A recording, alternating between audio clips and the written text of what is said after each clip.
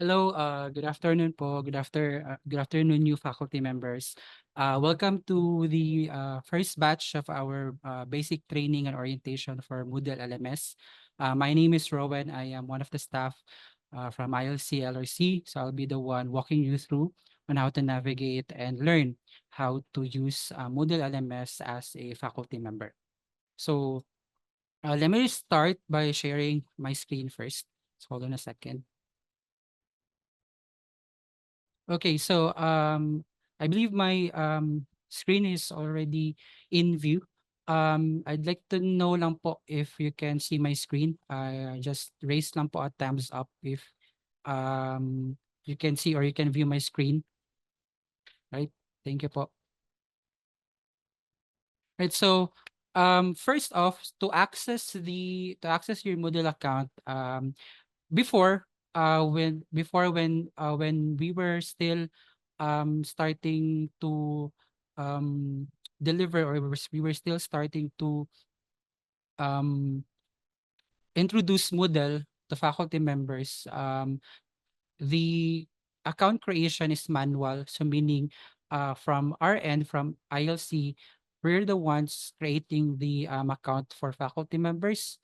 But for this time, as we transition to Moodle, we decided na auto creation na lang yung create ng account or pag-register. So to create your account, if you don't have an account yet with Moodle, what you just need to do is log in using your UPmail account via Google. So this one, log in lang kayo dito po. Then log in using your UPmail account, then you will be prompted. So you will be redirected to a page telling you na to complete the registration, you have to click the confirmation email sent to your UPmail account. So once you are on that page na, or na may prompt na ganun, just open your inbox lang and access the link. So if wala siya sa inbox, it could be in the spam message. So try to open lang po and then open or click the confirmation link. So that's for anyone po na wala pang access to the Moodle, or wala pang Moodle account. Then let me know po if you're able to successfully log in. Just raise lang a thumbs up po so that I can create a sandbox course for you para meron kayong parang para maka-follow through kayo while we're also navigating in how to create or how to set up your course.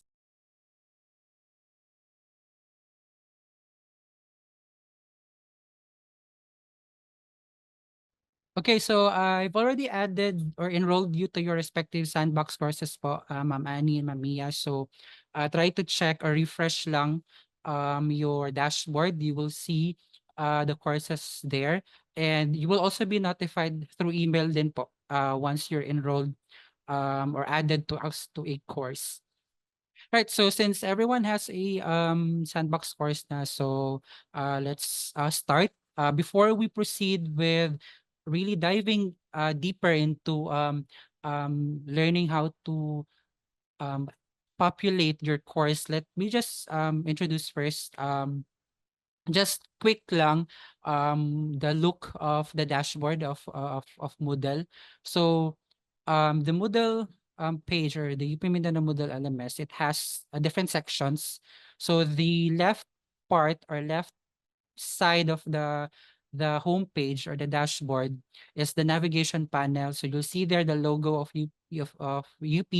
Then just below it are buttons, dashboard button. So basically, if you click this one, it will just route you or redirect you back to the dashboard or the home page. Then we also have the calendar button. So if you click this one, it will just display the calendar. Then in the calendar, you'll see their activities. So if you notice my calendar, marami siyang parang nakalagay per day, because every time there is an activity added, or if you add an activity, let's say an assessment or an assignment to your course, um, because you set a date, 'di ba? If you add an assignment, you set a date kung kailan siya mag-o-open, kung kailan available yung assignment, kailan yung due date. So every time you set a date for an assignment or for a quiz, it will also be reflected in your calendar. So you will also be notified, or you will see, I'm sorry, you will see it in your calendar kung kailan yung due date nung yung specific activity na inad mo to your course. You'll see it in calendar. Private files, it's like a repository. So pwede kang mag-add ng mga files dito, files that you usually use, or recurring files for, let's say, you have 4 or 5 courses na hinahandle, and you use the same files or resources. Pwedeng kunin mo lang dito sa private files yun when you want to add it to your courses. So it's a repository. However, kaya lang yung size lang niya, allowable size lang that you can keep in private files is 100 MB. So we suggest mas better if you have like Google Drive or any other platform for repository or for saving files. Then just below private files is my courses. This will be this part is dito nakalist lahat na active courses na meron kayo for the semester, for the current academic year. So naka-list sila dito lahat. So that's for the navigation panel, or the left side left side column or part of your dashboard. Then dito sa gitna is it's composed of different blocks. So itong course overview, recently accessed courses, basic course search, timeline, and calendars. These are blocks.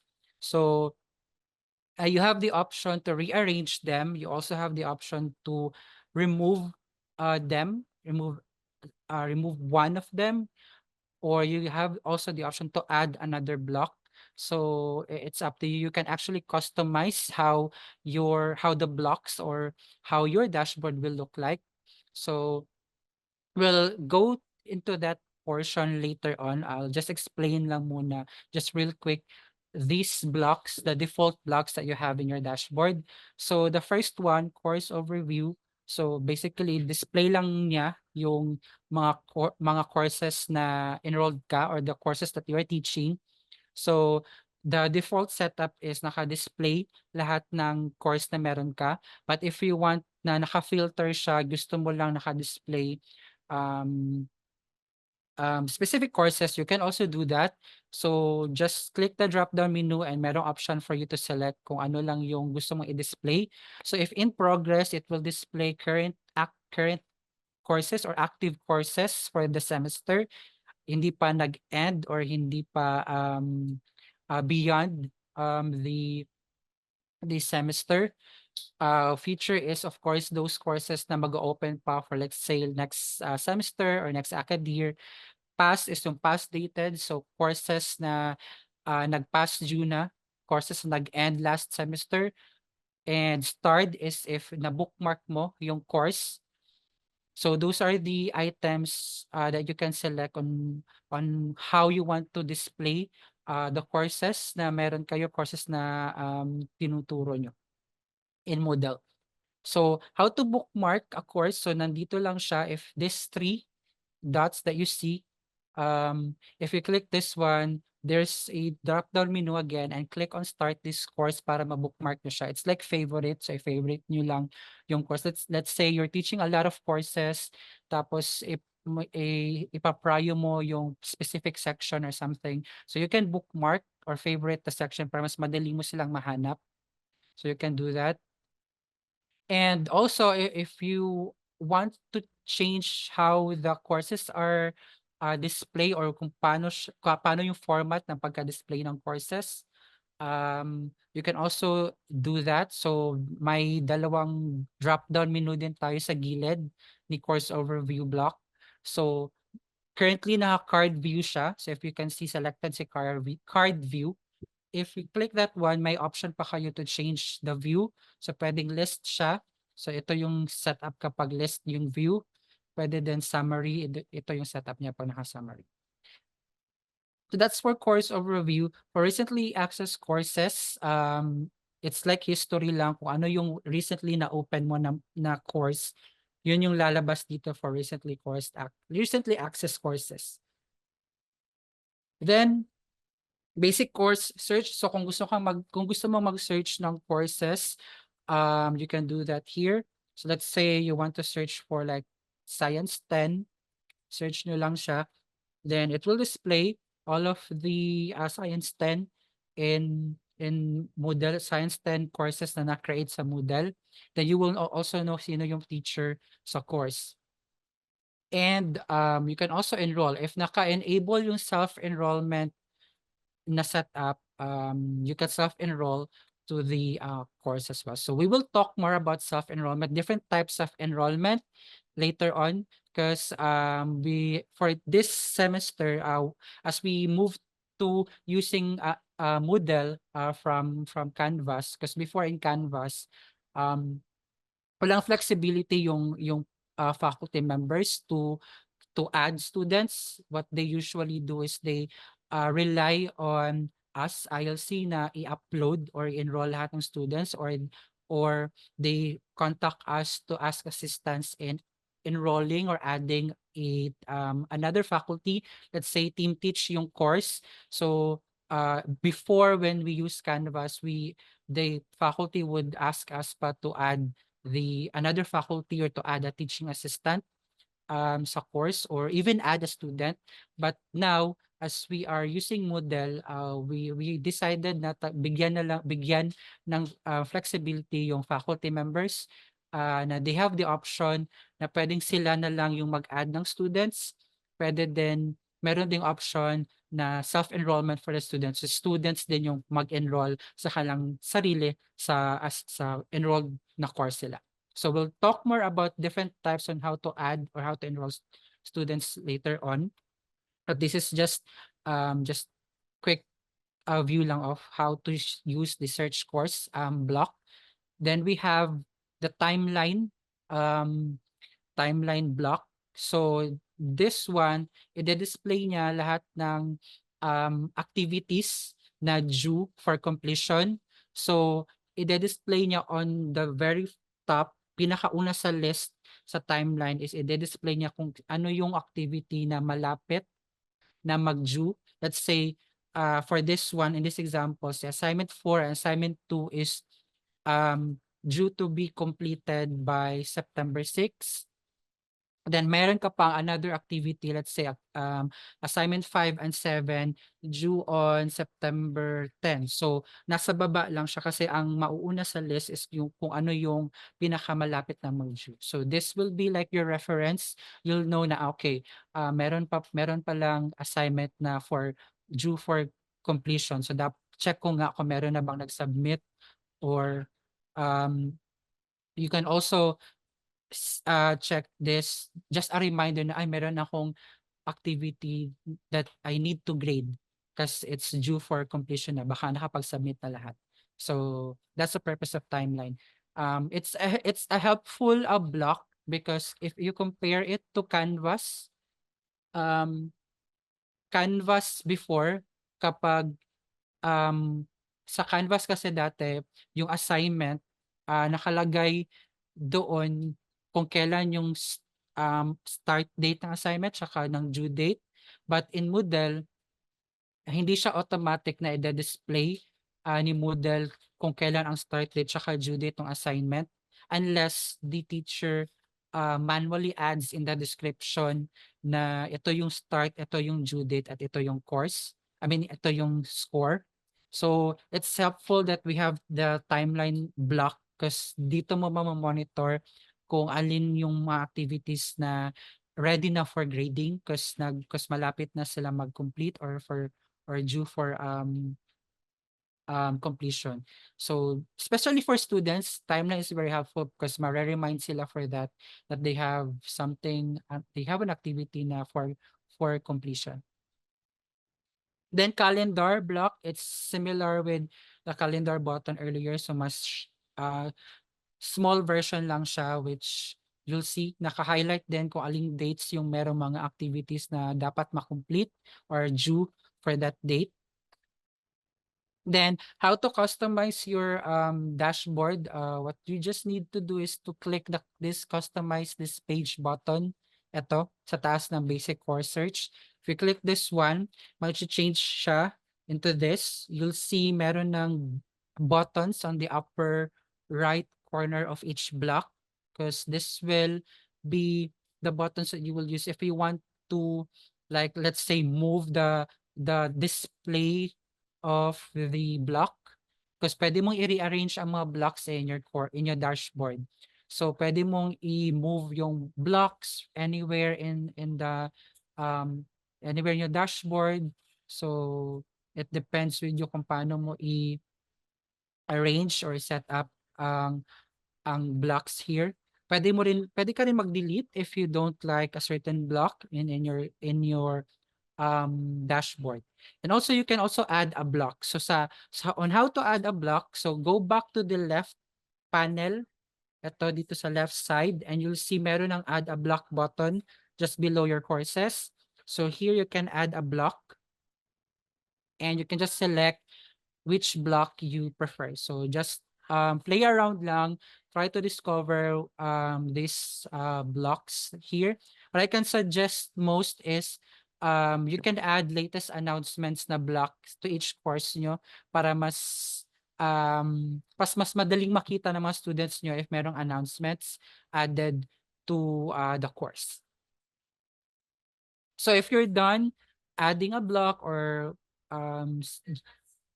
updating or changing the setup of, changing the view or rearranging your dashboard, to save the changes, just click on stop customizing this page para ma-save siya. Ayan. So that's how you set up your dashboard. If you want to rearrange or add additional blocks or remove blocks, you can just click the customize this page button. Then let's move forward to this portion of your dashboard. So there are like 3 buttons that you'll see: the notification button, the message, and your profile name. So notification bell or notification button, basically lahat lang notifications na ma-receive mo, you'll see it here. So you will be notified every time a student submits an assignment. But of course, it depends with you kung paano mo i-set up yung assignment mo because you have the option to enable notification for submissions. Pwede mo kasing i-switch on na maka-receive ka ng notifications every time a student submits in your assignment. You will also be notified if there are late submissions. You will also be notified if a student responded to a forum discussion. So lahat ng notification na ma-receive mo sa yung email, you'll also receive it. You'll also see it here in the notification bell. Then this one is the message icon, message button. So you can send a message lang to anyone within the course na enrolled kayo. Then profile name. So if you click this one, you'll see a drop-down menu. You'll see your profile, grades, messages, preferences. So if you click your profile, it will route you to the profile page. So meron ding different sections in your profile page. So if you want to update your user information, your user details, so click nyo lang yung edit profile under user details. Then you can change your first name, username, if a surname, if mali yung spelling, and if you want to add additional information sa profile mo, you can do it here in edit profile. And then course details will list down all of your courses na tiniteach nyo. So if naka-grade out yung course sa inyo, it means that the course is not visible, course is hidden sa students nyo. So if you want to publish it, if you want to show the student, you have to change the settings of the visibility of the course to show. We will talk about it later on once we move forward into populating or starting to edit your course page. Then you also have preferences. So if you want to, let's say sa notification na part, ayaw mong maka-receive ng too many notifications, you feel like nagsa-spam sa'yo because you get notified every time a student submits or nag-open ka ng discussion forum and um, you don't want to send or receive any emails about the responses, you can switch off um, that here in notification preferences. So, sa assignment, you can switch off. Kung ayaw mong maka-receive ng notification sa web, which is dito sa um, Moodle account sa web, you can switch it off. If ayaw mong sa email, you can switch it off. So you have the option to or preference to enable or disable the notifications you will receive from your courses. So let's proceed now to how to set up and populate content or resources to your course. So you can also follow through from your end po by using your Sandbox course, because it's like a test course. Pwede kayong play around with it, or you can try to explore, add anything to it.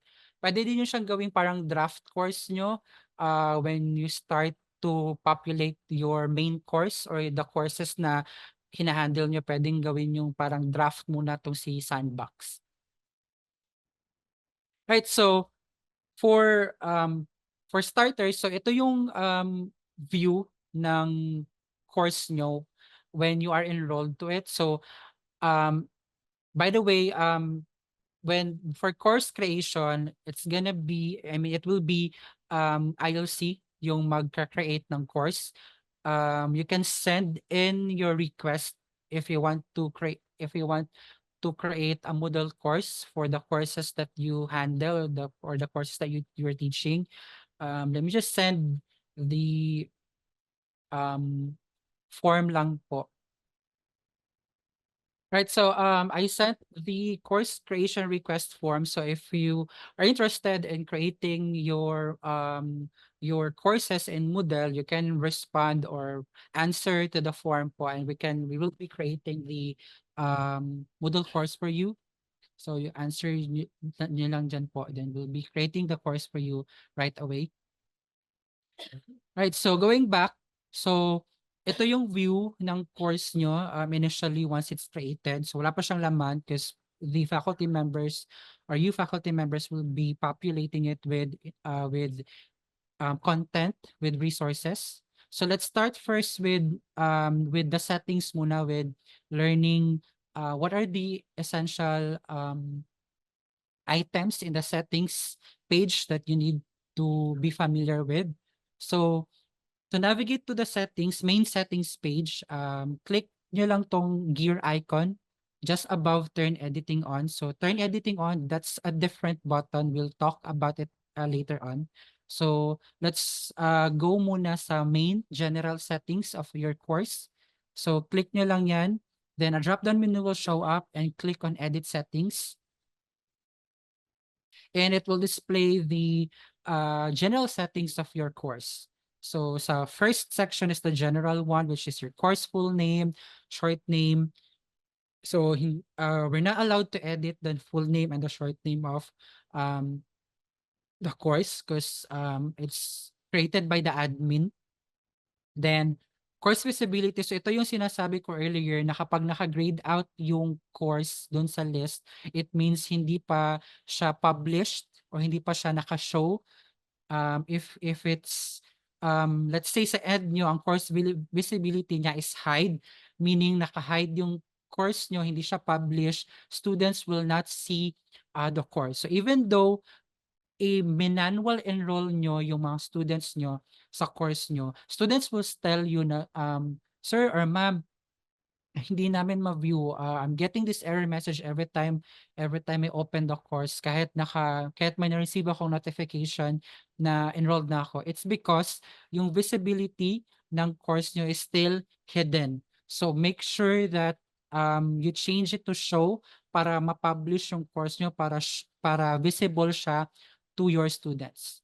So especially if you're done populating content to your course page, or once you're done with adding resources, adding activities in your course, and you think na ready na yung course mo, then make sure that you change the course visibility to show. Because there are still some faculty members, I think na nakalimutan lang nila that they they would contact us and ask assistance bakit hindi ma-access ng students, and later on we'll find out na nakaset pala to hide yung course visibility. So make sure na if ready na yung course mo for access, change the visibility to show. Then course start and end date. So if nakabasa yung start date sa start ng classes and course end date, so we've given the faculty members the flexibility actually na sila yung mag-set up ng end date of the course, because there are times na because if we set up the course end date, ibe-base namin siya sa academic calendar, and there are times na pag nag-follow siya sa academic calendar and nag-end date siya, nagiging inaccessible yung course to students. So, and may mga students na nagtatry pa rin mag-access ng course because they're still trying to um, parang they're still trying to parang habol sa mga kailangan nilang submissions. So, we decided na lang na the end date will be an option for the faculty. So, si faculty na yung mag-change ng end date if i-end ba niya on a specific date.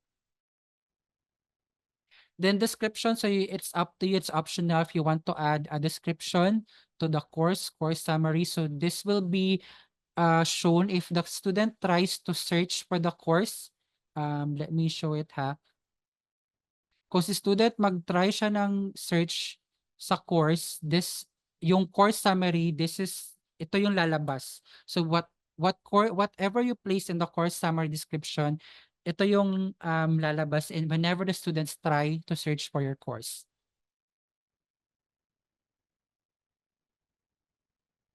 So, but it's optional. You can still leave it blank. It's up to you. Then next is course image. So if you want to add an image to your course, if you notice, we'll go back to dashboard. Yung isa merong Moodle na photo, tas yung isa is parang pattern lang. So by default, if you don't add an image to your course, a course image, by default, patterns lang yung lalabas sa parang sa display or sa thumbnail ng course mo. If you prefer na ganun lang, ayaw mo mag-add ng image, then that's fine. But if you want na at least somehow engaging siya, because you added a picture na pang at least pang pa-engage the student to open the course, then you can also proceed with that. So how to add image, of course, simple lang din. You can drag and drop an image or you can upload an image here. So click nyo lang tong arrow or you can actually click this parang file icon. Then a file picker will show up. So you can upload a file from your laptop or desktop, or you can also get it from Google Drive. So, pwede nyo lang din i-log in yung account nyo para ma-connect nyo yung Google Drive, and from here you can start uploading files from Google Drive if you want na yung file or yung image galing sa Google Drive mo. So in this example, I'm just gonna upload an image from my desktop.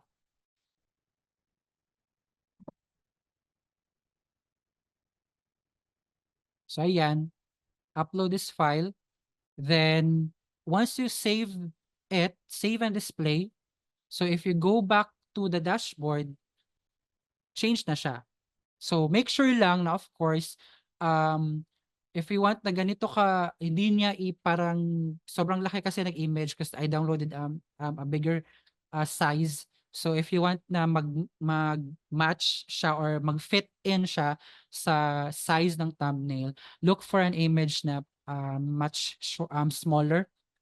So from being a pattern lang na design into ito na. So that's how you add an image to your course. Then course format.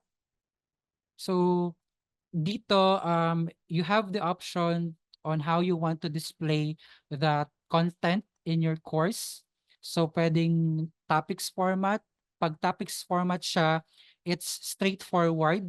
So that means each section nakalabas or nakadisplay lahat ng nilagay mong content sa course mo. So let's say you have 3 sections in your course page. So sa 3 sections, naka-display right away yung reading materials, yung assignments, yung quizzes. Right away, makikita ni student once they open the course. So ganun ang format ganun ang itsura kapag naka-topics format ka. If it's tiles format, it's different. Um, from the word itself, tiles, so naka-tiles yung sections within your course page. So let's say on section 1, naka-tiles siya, sa section 2, naka-tiles. When you click them, um, magda-drop, parang may drop down na box which will show the contents of that section. Then weekly format is from the word itself, weekly. So naka-label each section per week. So ganun ang format niya. So let me show you an example of the different formats para lang meron kayong idea. So this one, this is another course. Ito. The one that you're seeing now, this is a topics format. So ganito yung itsura pag topics format siya. Right, straightforward siya. You'll see right away when the students try to open your course page, lalabas agad-agad yung laman ng course mo. Lahat ng mga source materials, lahat ng assignments, assessments, they'll see it right away in one page. So that's if you select the topics format. Kapag tiles naman, let me just show you how it will look like kapag naka-tiles. So kapag naka-tiles siya, ito yung itsura niya pag naka-tiles. So may boxes dyan. These boxes are the sections. Then within section, nandun yung content or yung mga laman ng course or whatever resources or activity na i-add mo. So module 1, nandun yung mga resources na in-add mo sa module 2. So ganyan yung itsura niya if it's tiles. Kapag naka-tiles format siya, it will just display, I mean, every time you click the specific tile, a drop-down box will show up containing all of the content or resources na in-add mo for that specific section. Ayan. And you also have the option to add image to each of the tiles. So hindi lang siya ganito ka-boring. Pwede mo pa rin siyang you still have the option to make it somehow engaging from your end. You can add image or you can add image, change the color of it. So if we go back to the other course,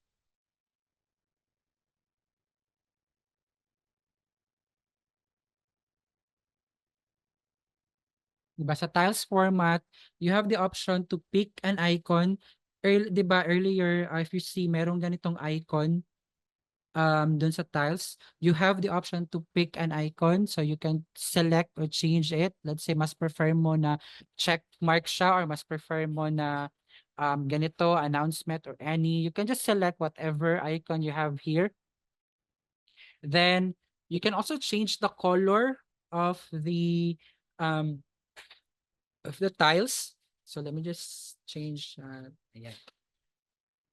Let's say gusto mo green siya because your favorite color is green or pwede rin ito. So ayan. Then you can add image to it as well. So let's try to save and so kapag na-change siya, ganito yung itsura. I mean, yeah. So we will be able to see that earlier naman. So that's for the tiles format. Then weekly, of course, again, weekly is yung automatic na ilalagay niya kung anong week dun sa label ng section. So ito, okay na to siya. So completion tracking, so it depends with you if you want to add a completion tracking or not. Completion tracking is, let's say, ang format ng course mo is the student cannot open the next activity or the next resource unless the student marks the first activity as complete. Let's say sa course page mo nag-add ka ng parang the students need to read the syllabus first, or the student needs to agree with the parang guidelines, or the students need to read the parang academic integrity policy or something like that. They need to read it first, then they have to mark it complete, um, letting you know na natapos ko na tong basahin. So that's one way of parang letting you know if they have completed, or if they have read the parang course syllabus or whatever um, guidelines na gusto mong basahin nila muna before they go through the rest of the resources. So pwedeng i-enable yung completion tracking. Because may mga faculty na they enable completion tracking para to make sure lang na before they access the next resources, nabasa nila yung mga guidelines na important. I mean, important guidelines or course description for them to know first before like going through the rest of the resources. So pwedeng i-allow mo yung completion tracking, pwede din hindi. Then once you have updated, or once you have done once you're done changing the settings or updating the settings, click lang pag save and display, it will just be it will redirect you back to the main course page lang. And save and return, so same pa rin naman yan, babalik ka lang pa rin sa um, sa main course page mo. Let's move on to populating content to your course. So the difference of the course settings na button and turn editing on is si course, itong si gear icon na to, this button, this is for general settings. Si turn editing on button, this is the button that you will click if you start to populate or add content to your course page. So whenever you click this one, you'll see may additional buttons na lalabas after you click it on or you turn the editing button on. So meron ng edit buttons, meron ng add an activity or resource, meron ng add topics. So sa add topics, ito yung sinasabi ko na sections. So you can add different sections, or different sections in your course page. Pwedeng 2 sections lang, pwedeng 3 sections. Sections like container, dun mo ilalagay, let's say, gusto mong i-arrange yung course page mo na in this section, nandito lahat yung mga resource materials. In this section naman, second section, dito i-display ko lahat ng assignments. In this section, dito ko i-display lahat ng quizzes. So, ganun yung purpose ng topics. It's sections in your course page, and hindi siya necessary na sa section 2 nandun lahat si assignment. It depends with you kung paano mo i-populate kung anong ilalagay mo from each section. And you have the option kung ilang sections yung ilalagay mo sa course mo. So let's say, for example, 3 lang na sections yung i-add ko. So add 3 sections. So by default, it will create 3 sections and it will rename each section with topic 1, 2, 3. That's the default name of each sections that will be created once you add a topic. Once you click the add topics, pwede mong i-rename each of the section. You can click this pencil icon just beside the label of the section. So let's say gusto mong i-rename this one as let's say week 1 or week 2 of something, or lagay mo dito like this is the resources, or pwedeng ilagay mo na module 1. You can rename it. Just click the pencil button, then put the new label or new name of that section, and after that, hit enter lang. So you can do the same with the other sections. Again, hindi necessary na module 1 or topic 1 yung ilalagay mo. Ikaw bahala kung paano mo i-rename each of your section, and it's up to you kung ilang sections yung ilalagay mo sa course page. It's also up to you kung anong mga resources or activity yung ilalagay mo each of this section. Right, so in this example, we have 3 sections. So currently currently yung setup natin is topics format, kaya ganito siya, naka-list lang yung sections. If we change this one to um tiles, so we go back to general settings and we change the course format to tiles. Then let's change the icon to ganyan. Orange, then save and display. So, magcha-change na siya. Earlier, it's listed lang, para naka-list lang siya. So, when we try to change the settings, format of the course format into tiles, so naka-tile na yung tatlo, then meron na siyang check dyan. Again, you can change um, the check mark, the icon into whatever you prefer. So, ganito kapag tiles siya. Kapag topics format, so you have the option to display ito sa course layout. Pag topics format yung prefer mo on how the sections will be displayed in your course page, sa course layout, if you want everything displayed in one page right away, kita lahat, you can select show one section per page. Pero if you want na kailangan pa ni student i-open yung section para makita niyang laman, then you can select show all sections. I mean, show one section per page kapag gusto mo si student i-click pa niya muna yung section bago niya makita yung laman. If you want na lahat ng laman ng each section is naka-display right away, then select show all sections in one page. Ayan. Kapag, again,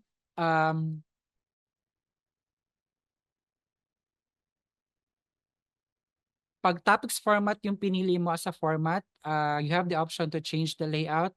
If you want na everything in one page, then show all sections in one page.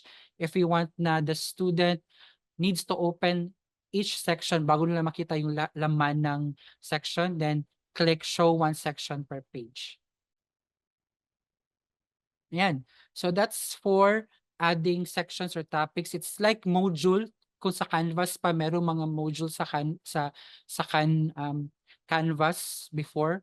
So each module merong laman na reading material, meron ding assignment. So it's up to you on how you want these resources or these activities be added from any of the section.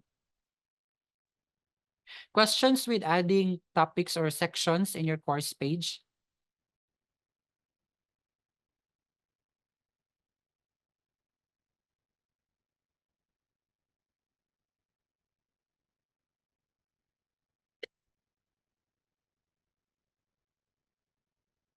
Right? Okay, thank you po. So, let's move on to adding activities or resources in your course page. So if you can see, each of the sections, yung module 1, topic 2, topic 3, merong add an activity resource from each of them. If you can see, meron ding tatlo. Because again, you can add any activities or any resources from any of the sections or topics. So when you click this one, it will open a box showing you all of the activities or resources that you can add or populate to your course page. So you can select as many as you can there. You can explore the other tools. I'll be focusing more on the common ones instead. So let's start first with assignment, creating assignment. So click this one for creating an assignment. Then once you click that one, it will redirect you to the general settings part of adding or creating an assignment. So assignment name, of course, you have to name this assignment. So you can name however you want it. Pwedeng specific title, pwede ding assignment 1 lang. Or pwede sing assignment 1 of 2, something like that. So it depends with you. Description. So dito na part, you can add, dito na part, mo i-add yung instruction mo on what to do with this assignment. Let's say, lalagay mo dyan, review this source material. Pwede kang mag-insert ng parang link or a file here. Doon pagbabasihan ni student yung paper submission niya. So pwedeng ganyan. Pwede din na mag-iwan ka lang ng instruction. Sabi mo, based on the resource material that I added in module 1, what can you say of something like this and something like that? And submit your answer ganyan. Pwede nyo ilagay ang instruction nyo or prompt nyo for this assignment in this description box. Then you can also add here kung kailan ang start date and due date and yung maximum score na pwede makuha ni student. So you can add everything here in the description. And if you can see, meron siyang checkbox, display description on course page. If naka-check siya, when the students try to access or open the assignment right away, makikita ni student kung ano yung instruction or ano yung assignment is all about. Let me just put an example ha.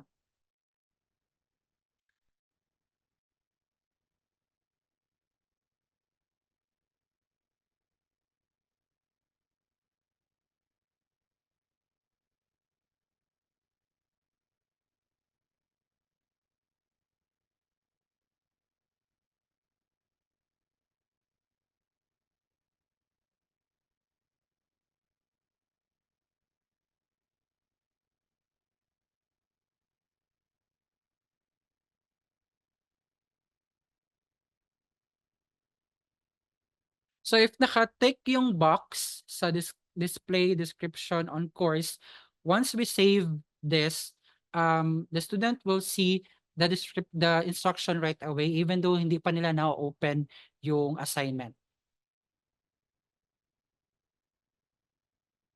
So if we go back here, ayan.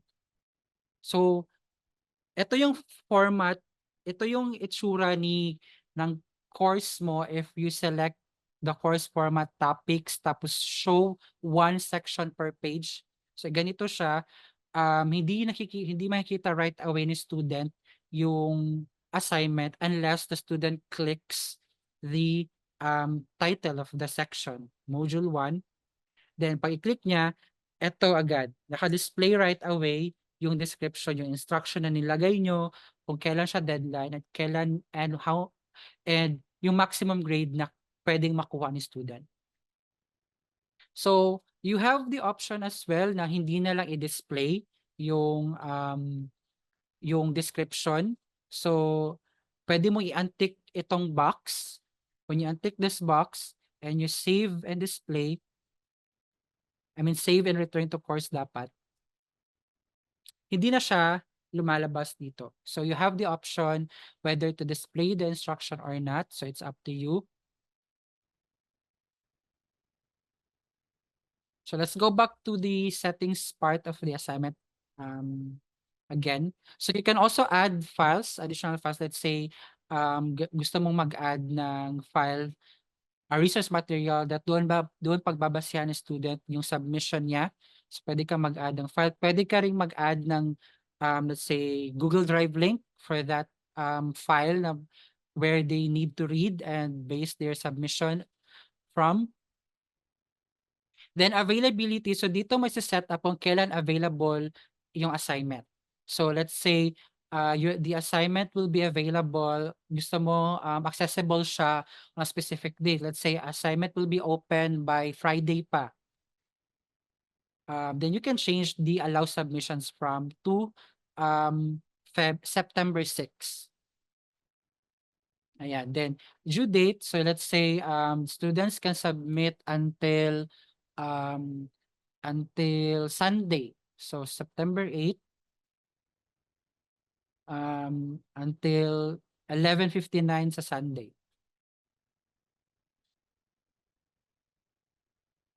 Ayan. Then cut-off date, so you have the option whether to allow submissions beyond the due date or pwede din na hindi ka mag-accept ng submissions past the due date. So you have the option. So if mag-a-allow ka ng late submissions, then you can just leave the cut-off date na you can just leave it. Hindi mo kailangan i-enable.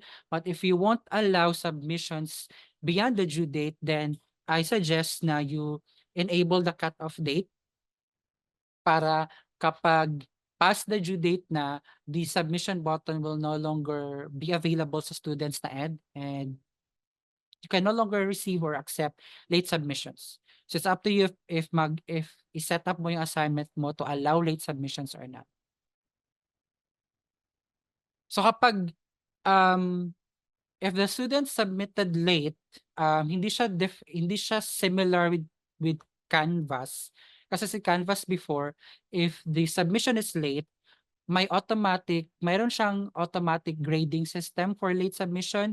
Meron siyang automatic grading agad. Magi-grade agad siya na parang may minus points automatically because the submission is late. However, with Moodle, wala pang ganong option so far.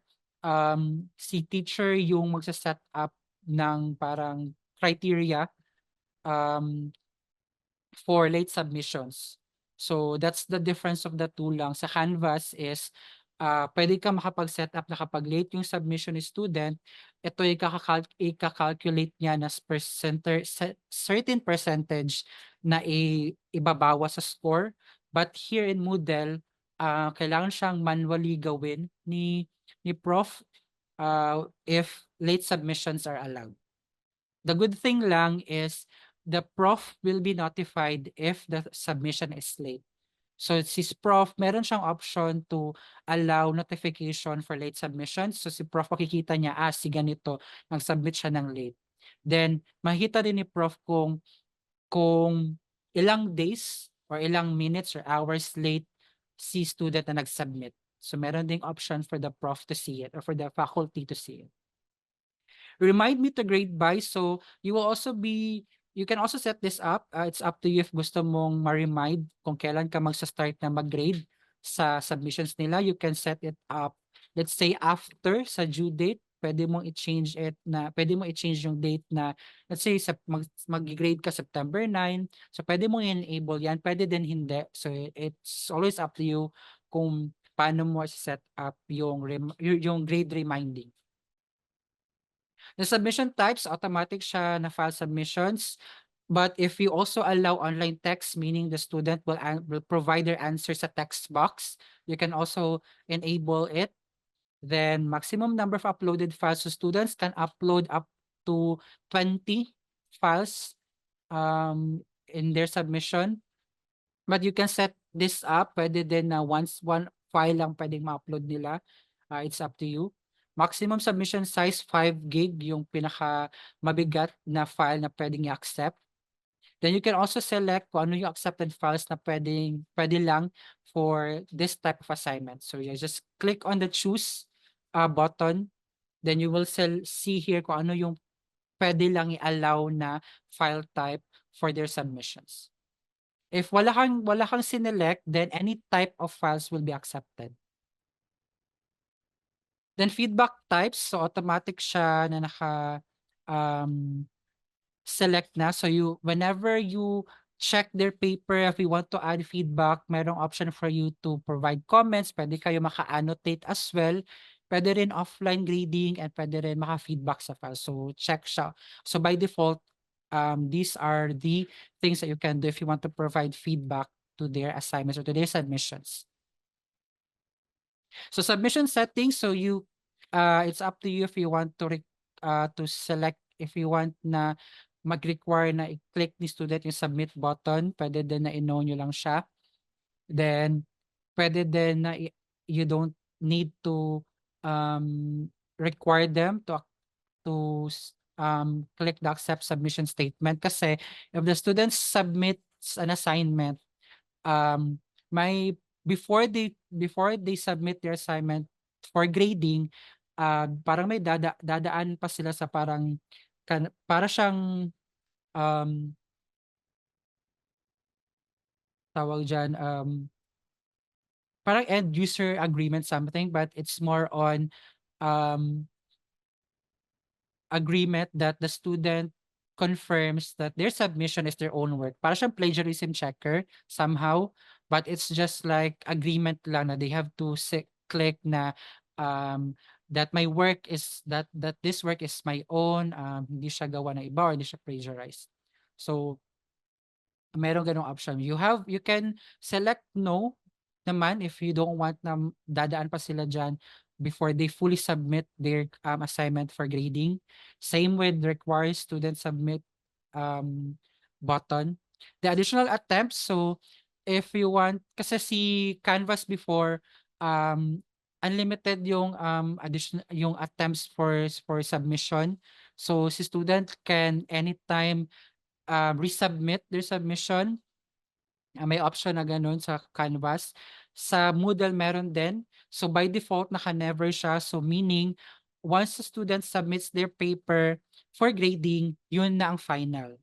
Students can no longer edit their submission, can no longer resubmit their submission unless you allow additional attempts. So if you allow additional attempts, just click lang the manually option.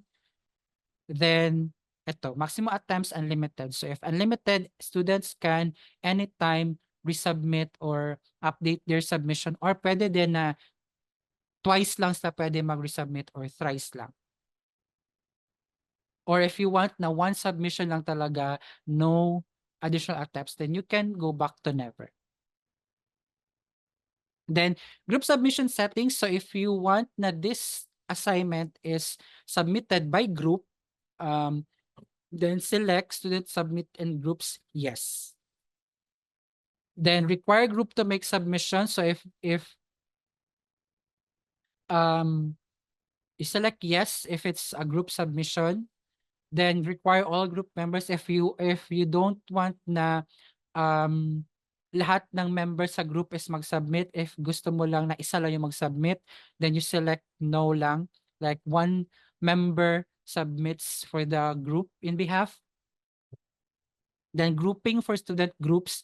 Grouping, so my groups at meron ding grouping. So the difference of the two is ang groups is, let's say groupings is you are handling two lab sections or three lab sections. Let's say three lab sections yung handle mo, si 1L, si 2L, si 3L, let's say. So then each of the lab section merong groups. Let's say si 1L merong group A, group B, si 2L group A, group B then, and si 2B group A, group 3. So ang groupings is my group within the group.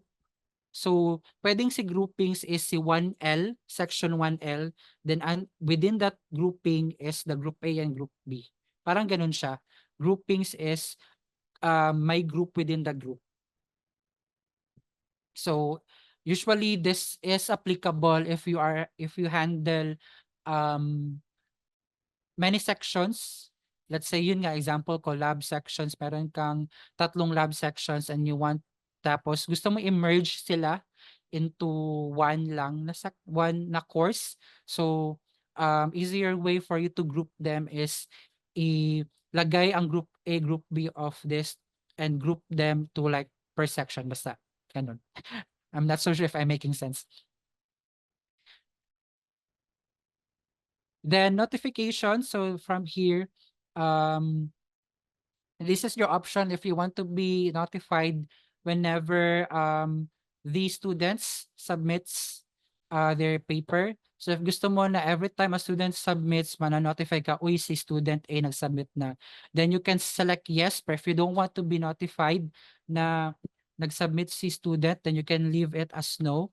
Then late submissions, if you want na ma-notify ka na may late submissions, then you can leave it as yes.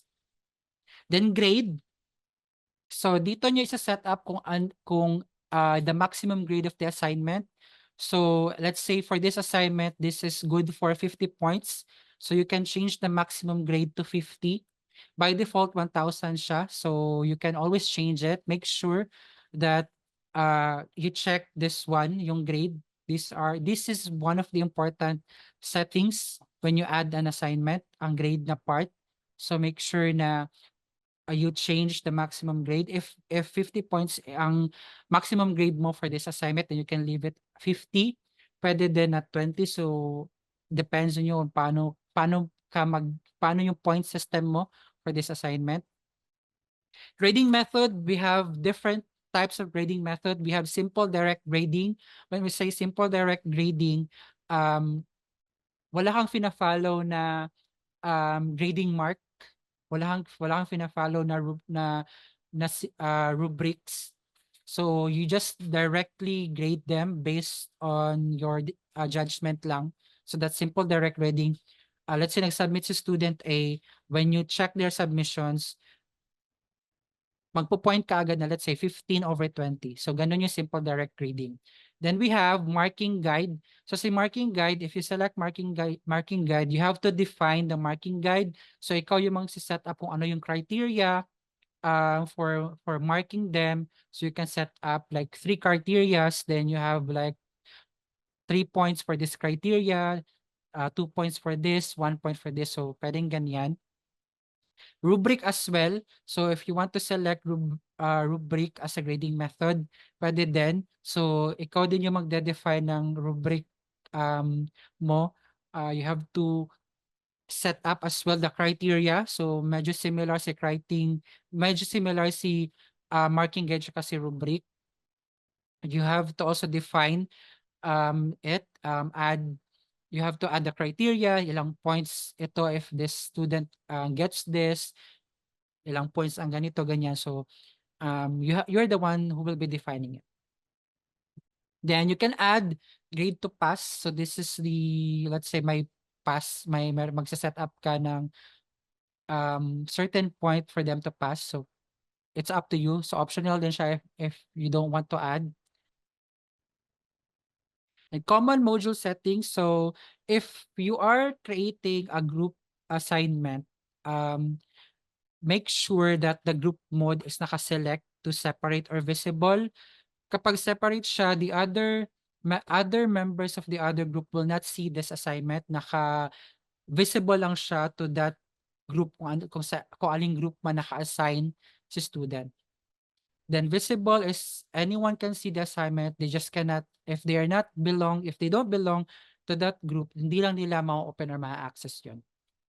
Again, group mode is in case the assignment is by group. If you select yes here in group submissions, student submission group, if this is yes, then make sure na si group mode and common module settings is either separate or visible.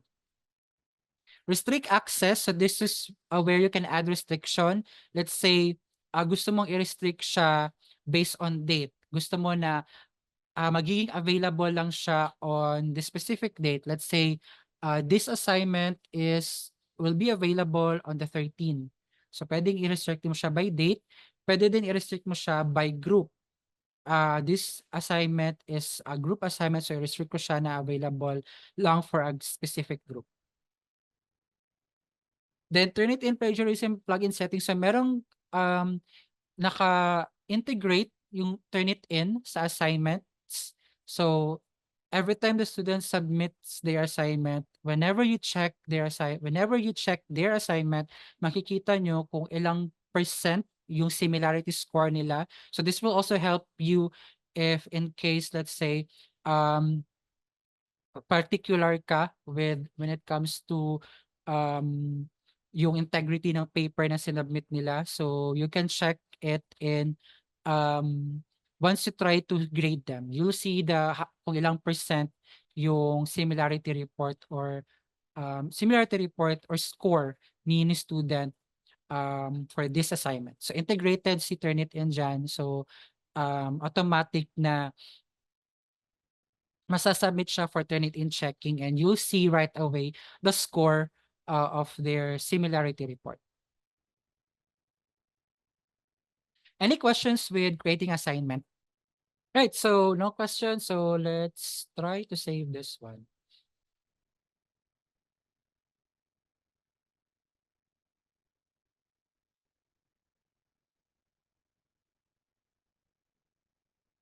Ayan, so earlier I selected rubric, 'di ba, with how you will the grading method. So pag nag-select ka ng rubric, it will ask you to define a grading form from scratch. So click nyo lang to, then it will start asking you to populate the rubric. So nandito yung way on how to do it. So type mo rubric assignment 1. So you can just name it however you want naman. Then you can start adding criteria here. So dito you can add the criteria, then kung ilang points and what level. Then you can add as many level as you want. You can also add as many criteria as you want for the rubric. So dito nyo siya i-add. Let's try ha. Criteria 1.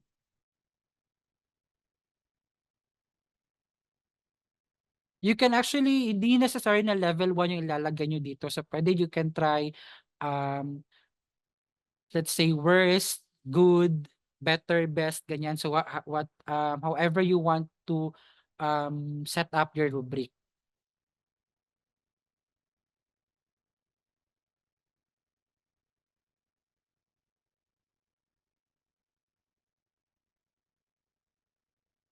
So puwedeng ilagay niyo diyan na dito level 1 0 points siya because for level 1 0 points because hindi niya, let's say, kulang, pointless yung nilagay, pointless yung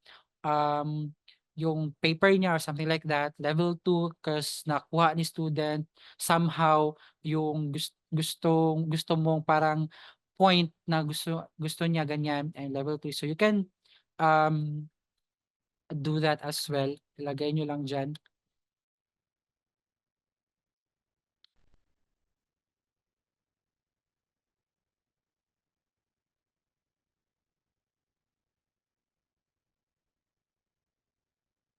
So you can add as many criteria as you want, as many level as you want. Then pagkatapos niyan, save lang and make it ready. So when you start to grade them, makita nyo siya dito.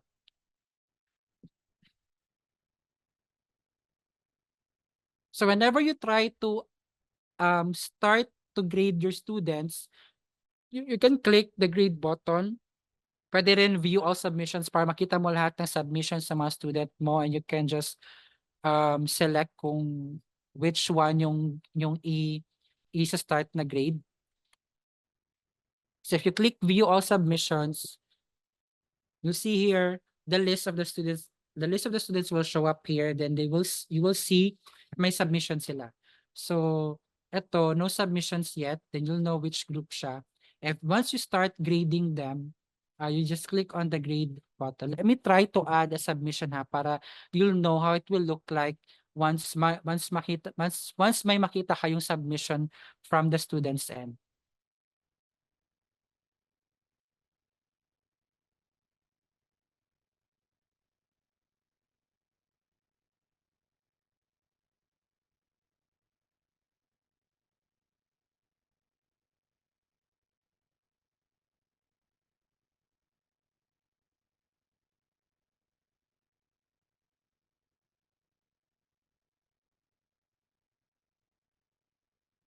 Let me just try to change the date lang muna to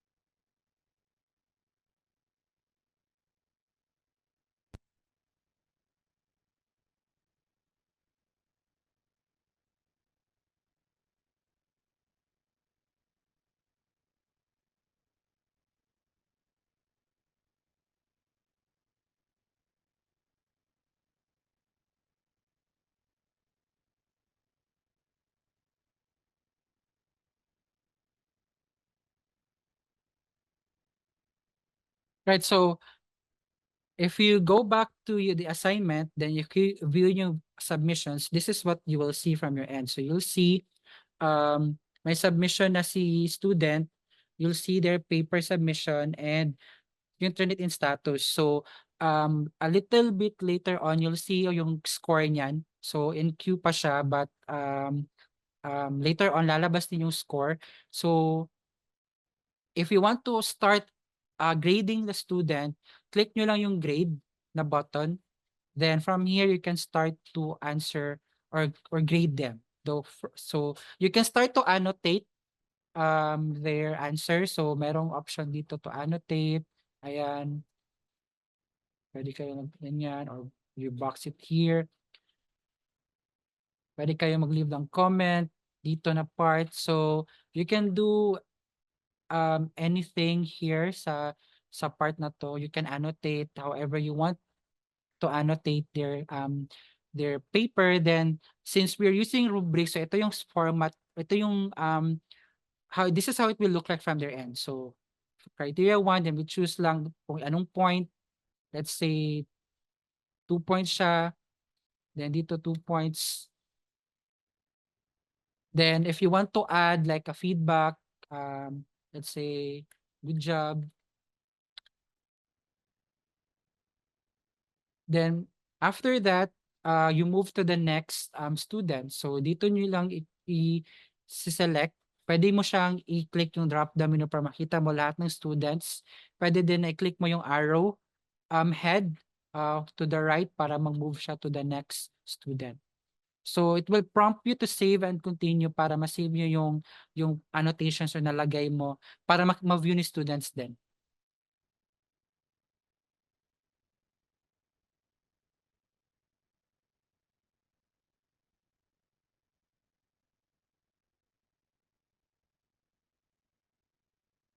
Ayan siya. So that's how you grade the student.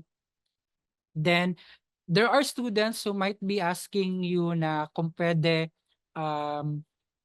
let's say let's say may cut off yung submission but the student is asking you kung pwede extend because valid yung reason niya na hindi siya nakapag-submit, then you can grant extension for the specific student. So click nyo lang yung edit button and there's grant extension. Click nyo lang yung grant extension and from here, you can move the due date for that specific student.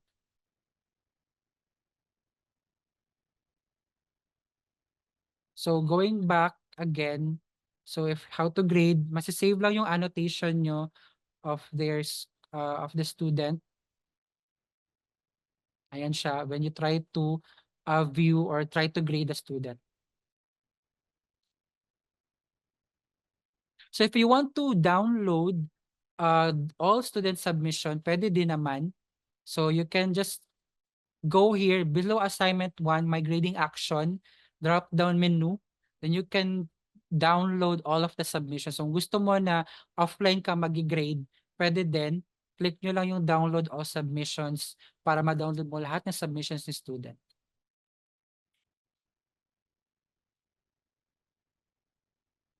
So that's how you view or access the submissions of the student and how to grade them, grade their submissions. Again, for assignment, you have the option in settings portion. Ito. To change or update the allow and due date of the assignment. So nandito lang siya sa settings part. You can explore on how to set up your assignment. Any questions with the assignment po?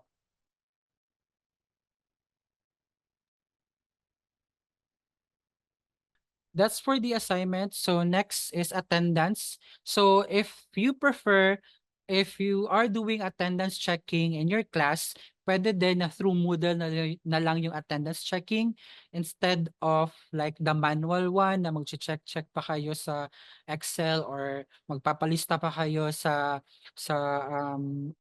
papel. You can also do the attendance checking in Moodle. So you can do this while on class, just to check attendance. So select attendance, can name it as attendance as well, and you can put description.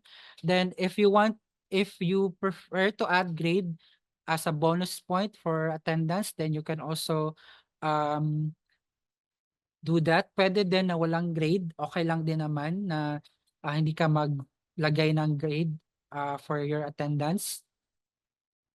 Then after that, click save and display. Then after you click save and display, this is where you start setting up your attendance or setting up your attendance. So add a session para makapag-start ka na ng maka-add ka ng mga dates kung kailan ka mag-a-attendance. Let's say your schedule for the whole semester is every Tuesday lang. So and your time is, let's say, 10 to 11:30 in the morning. So pwedeng i-set up mo na ganyan. Then create calendar event session, then multiple sessions, repeat this session above. So since this is an attendance and if nag-check attendance ka every time na may session kayo, then you can click on repeat the session above as follows. Then let's say schedule mo to your class is TTH lang. So you can just select na repeat siya every Tuesday and Thursday. Then repeat until kung hanggang kailan yung class. Let's say until mag-a-attendance ka lang for until midterm. Let's say, kailan bang midterm? Let's say October. Ayan. Then, allow students to record own attendance. So, you have the option, pwedeng ikaw yung manually na mag-a-attendance for them. Like, tawagin nyo sila, and check nyo lang sa Moodle. Or pwede si student yung mag-record ng own attendance niya. So, if you allow students to record their own attendance, of course, they can only do this during sa class. Hindi pwede na mag-attendance sila tapos wala sa class. So, allow students to record own attendance. Then, then pwedeng i-allow nyo na QR code and random password siya, then add. So if you can see, after you click add, you'll see na meron na siyang nakaset na session. So may klase ka on September 3 and also on September 5 kasi TTH yung schedule mo, 10 to 11:30. Then if magpapa-attendance ka na, since you selected na record ni student yung own attendance niya, what you can do from your end is i-flash mo yung QR code. Ito, you click this one and this will be shown sa pwede mo siyang i-flash during sa projector mo, then si student na yung mag-a-attendance niyan. So pwedeng ganon when we allow students for self-attendance instead of tayo yung magma-manual. Pwede din naman na tayo yung magma-manual. So if we select na manual, let's just click this parang gear icon to change it. Let's say for this time, prefer mo na hindi siya record the own attendance. So save changes. So wala siyang option for any QR code. If you click this play button, click nyo siya, ikaw mismo yung magmamano-mano na save ng attendance nila. Let's say si ILC, late si ILC. So select mo tong L, which means late. P is present, E is excused, and A is absent.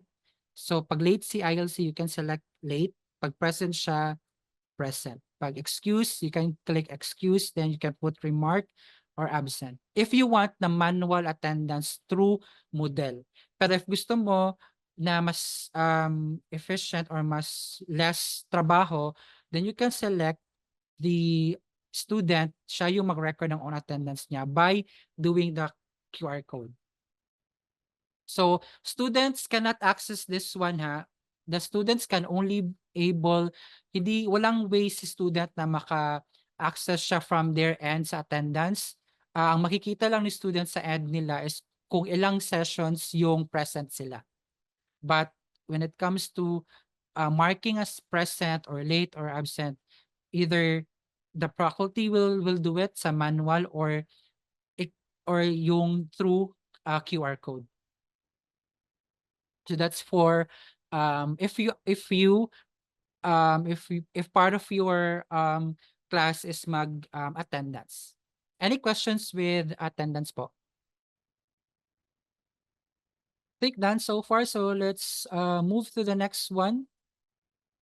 So Edpuzzle, it's just a video file lang na pwede nyo i-add. File. So if you want to add a resource material, a reading material to your course, you can select file, source. Let me just go back. So kung gusto mo mag-add, let's say, this is the resource material for them para basahin nila or additional lecture note for them na pwede nilang resource or reference to study. You can choose file if you have a file na pwedeng reference nila for study like a lecture note or additional resource, then select file. Then you can name it however you want, let's say lecture note. Then you can add description if you want to add a description to it. Then here you can upload the file. So again, pwedeng mong i-upload yung file from your desktop, pwede din na from your Google Drive. So you can just log into your account and add the file from your Google Drive. Then add the file, let's say this one, and save and display. So sa Ed the Student, if the student tries to access the lecture note, this will open a new tab. So um convenient siya if you add a file na PDF because students can actually open it to a new tab or even you can embed it within the course page. However, if your file is, let's say, a Microsoft Office file like a PowerPoint, a lecture slide na PowerPoint or Excel or Microsoft Word, even though you change the setting na embed siya instead of like open to a new tab, hindi pa rin siya ifa-follow. Moodle will force to download the file instead kasi hindi supported ni Moodle yung Microsoft Office type of files. So, if you add Word, Excel, ganyan, if force download lang siya, then you open a student to a different window. Whereas, if it's a PDF file, pag i-open ni student yung PDF file, mag-open lang siya to a new tab. That's for adding a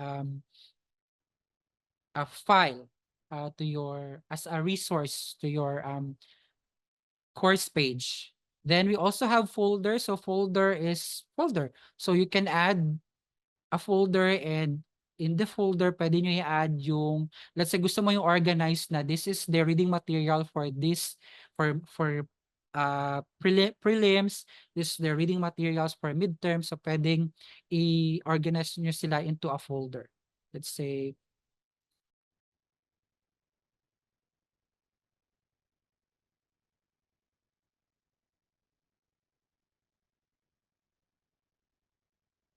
then you can start adding files here. So you can add as many files as you want for the folder. So pwedeng ganyan na lang, ganyan din if you want to organize it na by folder yung mga resources or your lecture notes, pwede din ganyan. Then we also have um the URL. So let's skip muna sa forum part. URL. So if you want to add a link, let's say meron kang another reference, another resource material na pwede mo i-add as reference for studying for your students related to the course, you can also add it here. Let's say research source, something like that. Pwede mo i-name however you want it.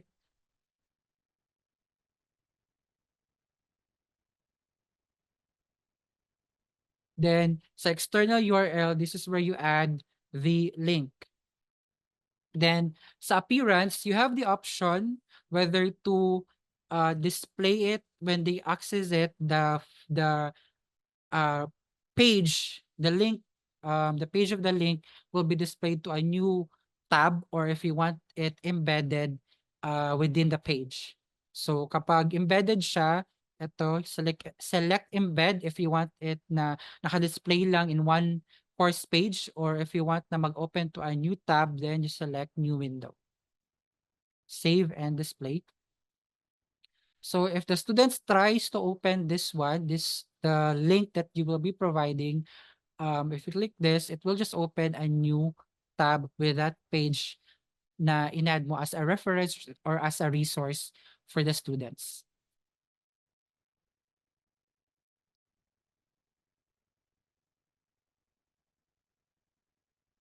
Then you also have the page. So dito, this one, it's like parang page, a blog page or something where you can add information from scratch. You can start creating like, let's say gusto mong ilagay yung lecture notes mo in this page, you can do that. Or gusto mo na yung syllabus is nakalagay dito, you can do that in page. So you can name it, let's say, syllabus. Then you can add here kung ano yung laman ng syllabus mo sa description. Ay, sorry, sa page content. Let's say you want to add the UP statement. Ito. Ayan. Pwede mo siyang i-add as a page.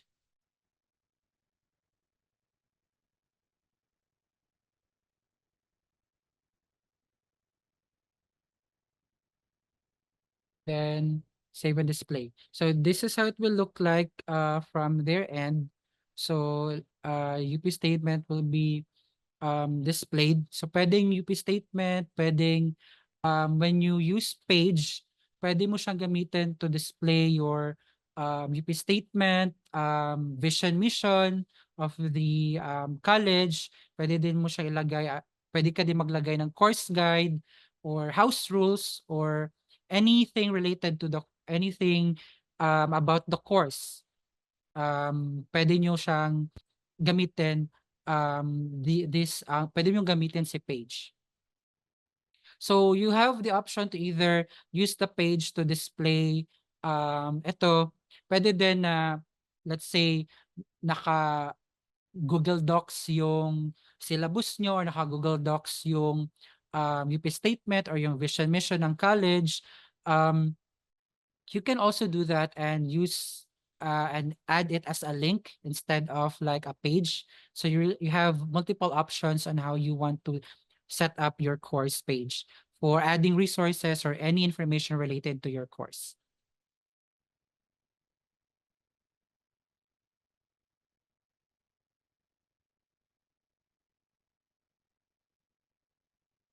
So this one, itong sa page content, this is a text box. So pwede kayong makapag-edit dito sa text box. So if you notice, merong few buttons here. If you click this one just beside heading number 2, it will show more buttons that you can actually select once you try to add content or add information or details or content in your text box.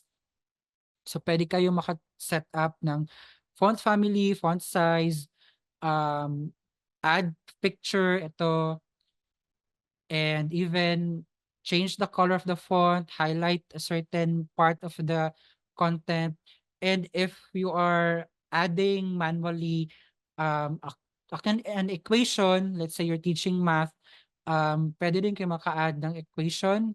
Here, click nyo lang tong E na icon for equation, and you can start adding certain equations in this part sa page and symbols and such. So ayan. So the text box is everywhere naman siya. Even in description, my text box, so you can actually customize how the text or contents in the text box will be formatted. So using the buttons lang in your text box field.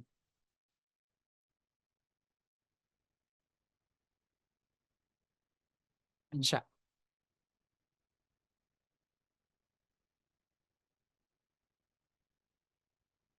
So basically these are the parang group of items that you can use when you want to add resources or reference for lecture or for studying of your students. So you can use either file, saan na yun?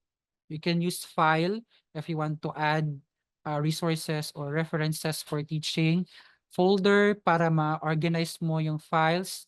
Then we have page if you want to add um, yung vision mission or course instruction or course details. Then you can also add the URL if you want to add links or the URL of the resources or resource material. So you can select either of them for adding resource materials. Then we have quiz. So if you want to add quiz to your course, so select quiz lang. Then you can name it to quiz one. Let's say this is the first, or let's say assessment one. You can add a description here kung anong type of assessment ito. So it's up to you. Timing. So this is where you can set up kung kailan available si quiz. Let's say quiz is, pag hindi siya naka-enable, so quiz is available um, anytime. Students can answer or complete the quiz anytime kapag hindi naka-enable yung open and close the quiz na option sa timing. But if you want to set up na that this quiz is available to a certain date, then you enable open the quiz. Let's say this quiz can only be accessible by September 6. So you change that one. Let's say you're available lang siya whole day. So pwedeng September 6, then magko-close din siya the same day, September 6. So from ganyan to until, so let's say 24 hours siya available, so you can select this one. Pwede din na available lang siya on a specific period. Let's say, open lang ang quiz during your class schedule. Let's say your class schedule is every Friday, 10 to 11:30. So you can select na open siya from 10 until 11:30.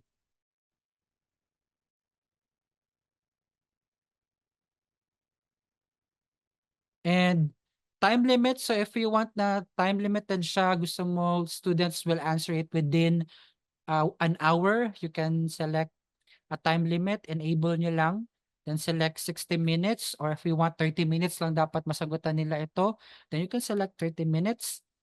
Then when time expires, open attempts are submitted automatically. Pwede din na my grace period, so you can just select which option you like if the time expires.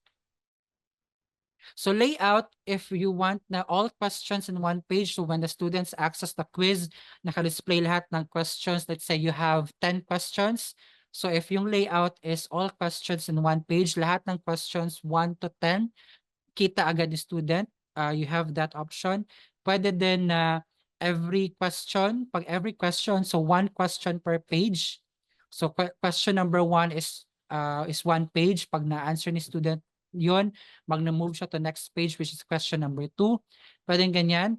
Pwede din na 2 questions per page. So question number 1, question number 2, then move to next page for question number 3 and question number 4. So pwedeng ganun yung layout ng pagkaka-display ng questions mo for your quiz. Question behavior, if you want to shuffle the question, you can leave it as yes. Deferred feedback, pag naka-deferred yung feedback, they will see the correct answer, and if they got it right, only if na-complete na yung answer or na-close na yung quiz. Pwedeng ganun. Then you can just run through the other settings here of the quiz. So pwede ka rin mag-set up ng parang restriction na available lang to for a certain group or certain date. So you can always select the restrict access. Then after that, pag tapos mo na set up ang general settings ng quiz mo, then save and display.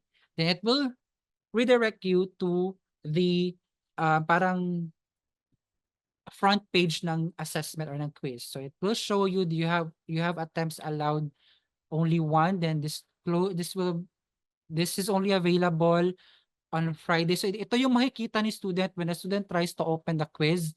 They will see that yung attempts lang to complete the quiz is one time. Then available na siya by Friday and magko-close din siya on the same day, and it has time limit of 30 minutes. So it says no questions have been added yet. So to add questions, click on edit quiz. Then from here, you can start adding questions. So you have to set first the maximum grade. Let's say for this quiz, this quiz is worth 20 points or 20. So click nyo lang yung save. Then from here, you can start adding questions. So my add button below shuffle, click nyo lang yan. Then you have add a new question from question bank and random question. So let's start first with add a new question. So if you click add a new question, a menu will show up or a box will show up. Then may option ka to select the type of question that you will add in the quiz. Pwedeng multiple type question, pwedeng true or false, may matching type, merong short answer, merong numerical, meron ding essay. So you can just explore the other type of questions. So if you select multiple choice, click nyo lang yung add and it will redirect you to the multiple choice question type settings. So question name, so dito may lalagay ko ang, let's say, this is question number 1 or Q1, let's say, ganyan. Then question text, let's say, you add here the question of your quiz, let's say,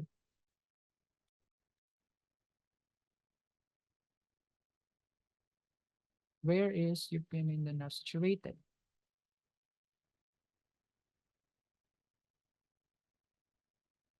Then default mark, so 'di ba ang sinet natin na maximum score for this quiz is 20. So it's up to you if how you want to set it up. Let's say 5 questions lang for this. So it's 4 points.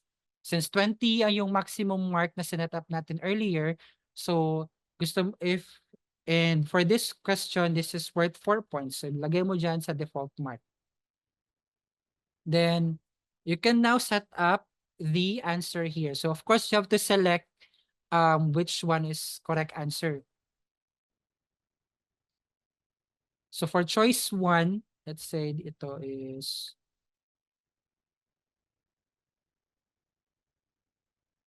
so since this is an incorrect answer, so the grade should be none. Kapag incorrect answer siya, grade is none.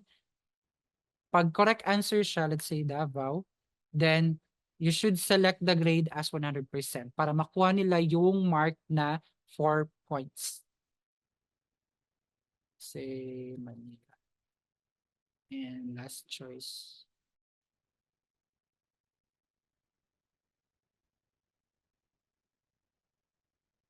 Ayan, so there should be, among the choices, there should be 100% na grade because yun ang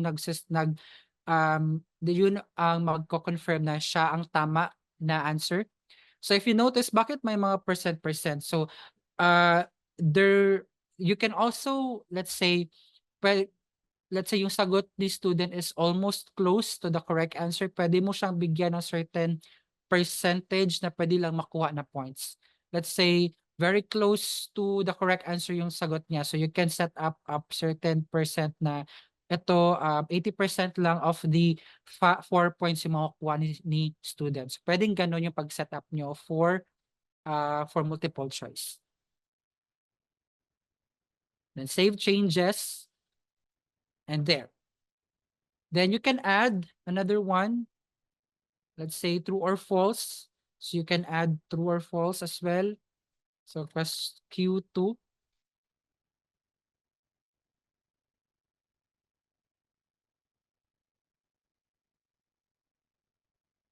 Then default mark, let's say 4 points pa rin. Then we select the correct answer. Correct answer is true. Then save changes, then added na siya as another question. So medyo tiring siya. Tiring but very handy masyado. Like kasi you have to really go back and forth in adding questions, especially if you plan to create a quiz na maraming items. Medyo tedious siya gawin because you have to go back and forth compared to Canvas na you just need to add lang. Dire-diretso lang pag-a-add mo. But in Moodle, add ka, go back to the parang page for editing quiz, then add ka na naman, then ayun, medyo mahaba lang yung proseso nila compared to Canvas. Then you can add more until mag-accumulate yung scores mo to 20. So that's for adding new question. You can also add from question bank. So if you have, there's question bank, pwede mo siyang i-add. So question banks will come from other courses na create mo. So you can categorize them into like one category. If you want to recycle or use same questions from your other courses, you can do that using question bank. And also in random question. Pwede din na kumuha ka ng questions randomly from any questions na na-create mo um, as as a faculty. Pwede din. Ayan siya. Random question. So that's for quiz. Any questions about adding quiz? No questions, I guess. So we're almost at the end part of the training. So I'll just discuss quick lang on forum. So if you want to add a forum discussion in your course, you can also do that. Just select forum. Ayan. Then from here, you can start adding topics. Let's say you want to add forum discussion for anything related to the reading material. Discussion topic 1. Then you can do that. So always click add a new discussion topic. Then you can add the subject and the message. So what can you say? Ayan. Then click advance because para there's no delay in sending the forum post notification. Kasi if you don't select send forum notification, if you don't click the advance button to show the send forum post notification, may 30 minutes na delay before the students receive this prompt or this forum. So make sure lang na naka-click yung send forum post notifications with no editing time delay. Para students will be able to receive na this na may sinet up ka na discussion forum for this course. So you'll also be notified in this one na this post will be mailed out immediately. So students will be receiving email notification na may bagong topic for forum, and it will also be notified in their Moodle account as well dito sa notification bar. That's also similar with announcements. So when you create announcements as well, make sure then na yung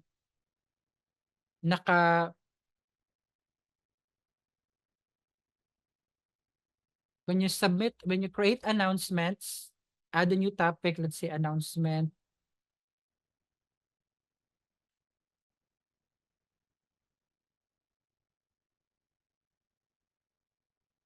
Let's say you're announcing that there will be no class for the next session, or you'll be announcing na mag-switch kayo to asynchronous instead. So you can do that in announcement. Then make sure na i-click nyo yung advance just beside cancel. Then always select send forum post notification with no editing timeline para send right away to the students yung update. Especially if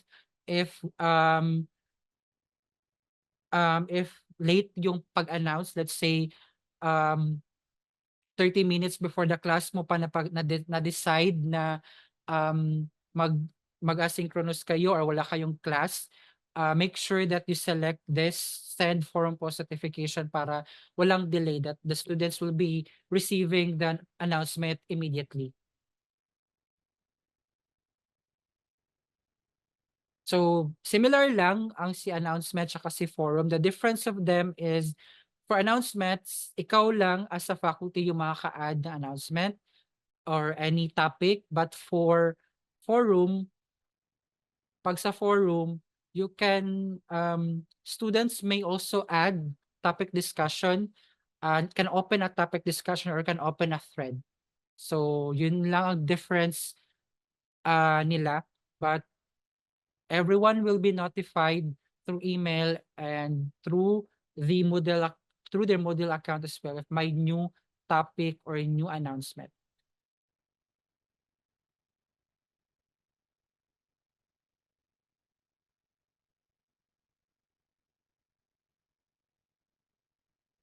Then we have Turnitin assignment 2. So pwede din 'tong gamitin if you want na may plagiarism checker na tool within your course. Gusto mo na before the students submit their assignment sa assignment, you want to help them na Turnitin check siya muna, then you can add a Turnitin assignment na activity. So this will help the students have access to plagiarism checker as well. So any questions with the activities or clarifications po?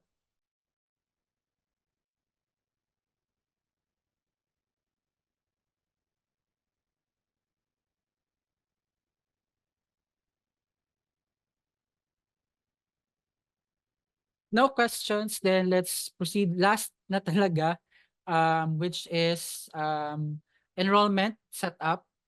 So I guess as I mentioned earlier, pwede nyo na i-manually enroll yung students nyo. So when you go to participants, the participants page will display the list of the students na enrolled sa class nyo. If you want to manually add a student, if let's say isa lang, click nyo lang si enroll users. Then search nyo, pwede nyo i-search ang name ng student, pwede din nyo i-paste yung email address nila. Ayan. So you can type in their name, lalabas din naman dyan, makikita nyo. Or you can just paste their email address. Pag napili nyo na, ayan, select nyo lang, then enroll student or enroll user. So that's if you are enrolling one student. But what if marami-marami or bulk yung i-enroll nyo? So what you can do is you can click this settings icon or this gear icon. Ito siya. Click nyo lang yan. Then a drop-down menu will show up on the last part of the list as user bulk enrollment. So click nyo lang to. Then you can start adding the email address. If let's say you will be adding 10 students in your course. So instead na mano-mano nyo hanapin doon or i-paste ang email address nila, you can do it in bulk enrollment. I-paste nyo lang yung email addresses ng mga student nyo. Then once na-paste dito, click enroll users and it will prompt you na enroll sila. So that's for bulk enrollment. If you want to set up a self-enrollment naman, gusto mo si student na lang yung enroll sa sarili nila, you can also allow it. So same button, the gear icon in participants page. Then enrollment methods, click nyo lang.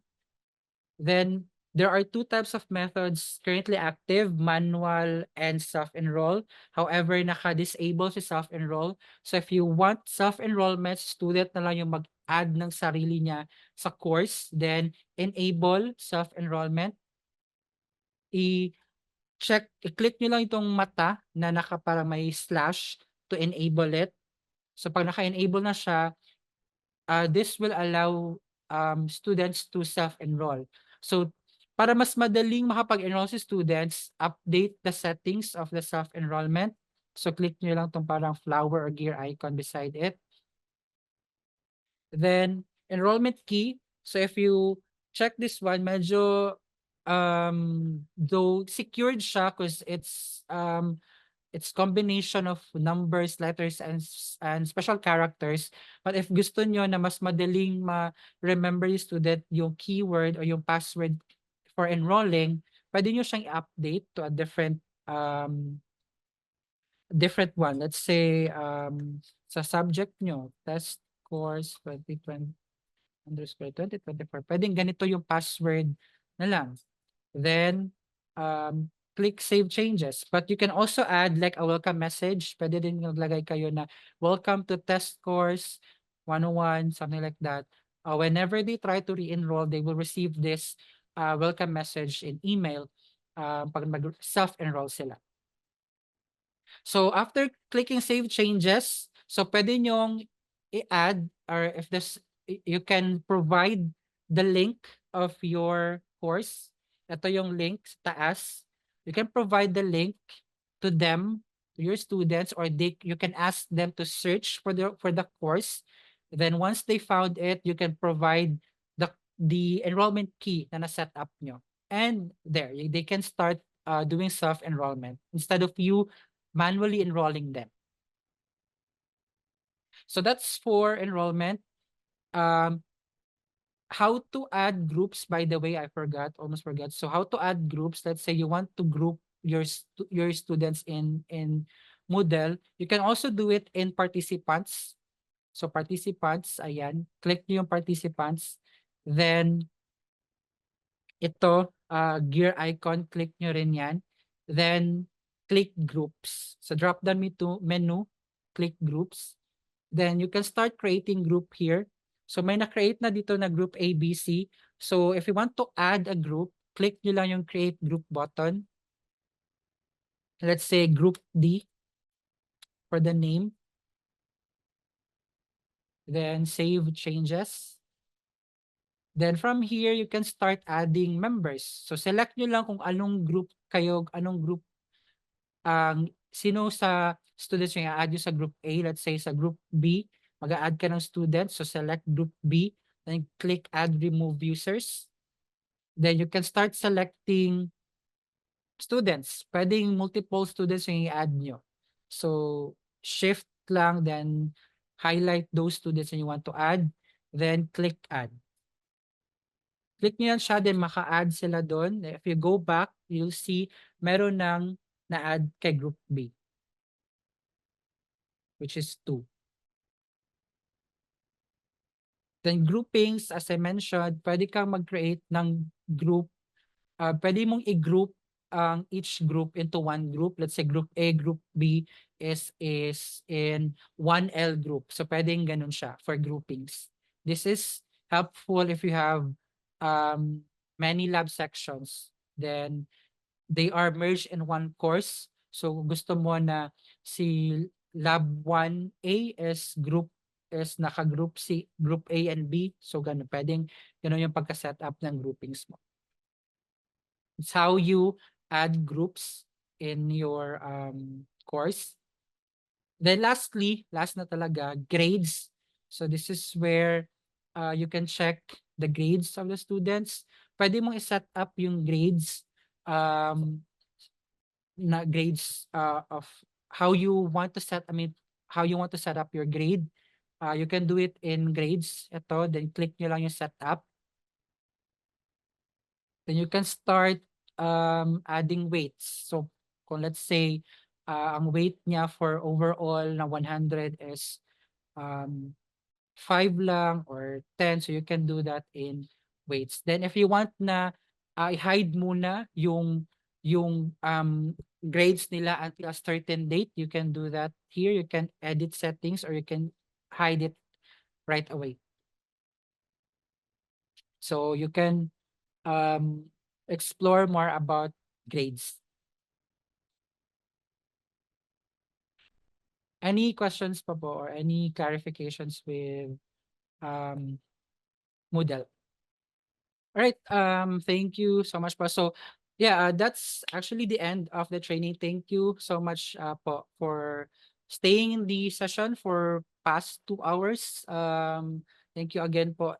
If you have questions after this, let's say you start creating Moodle and you have questions along the way, you can always contact us. You can contact ILC. So you just email us at ilc.upmindanao at up.edu.ph. You can also contact our support email.